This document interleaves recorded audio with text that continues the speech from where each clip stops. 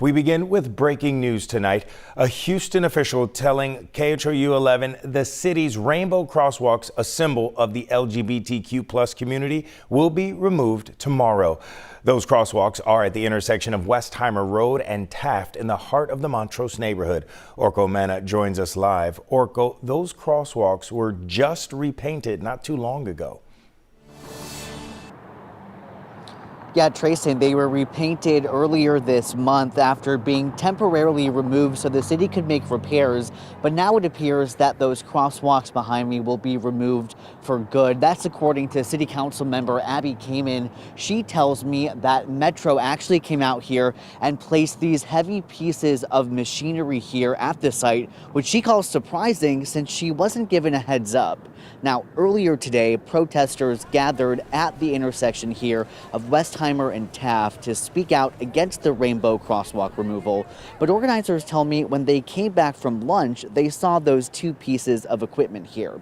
The removal of the crosswalk all stems from a directive from Governor Greg Abbott, where he instructed transportation officials to remove what he called political ideologies from roadways. Metro had said it would follow the governor's order, which outlines a 30-day timeline for removal, so people thought the deadline would be in early November. Now, interestingly enough, a chalking event was already scheduled to take place tonight, and we saw a handful of community members drawing on the sidewalks in protest. Some of those residents called Councilmember Kamen when they saw the machinery out here this afternoon. That's when she tells me she reached out to Metro.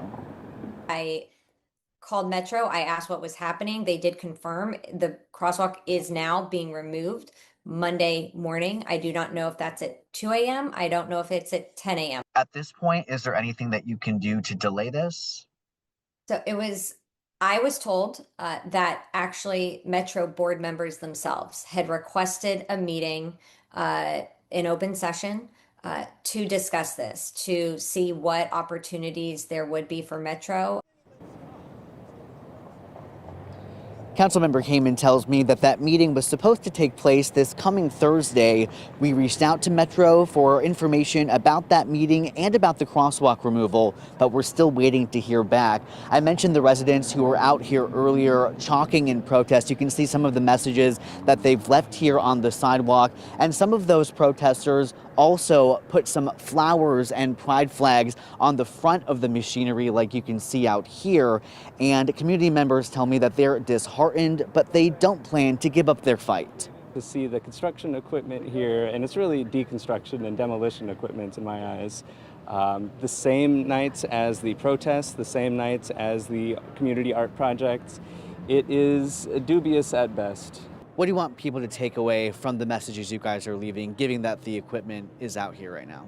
Yeah, it would definitely be to not let the momentum die. Don't let this be the end of a movement. Even losing the crosswalk doesn't mean that the work we do ends. It's a beginning for us, not an end.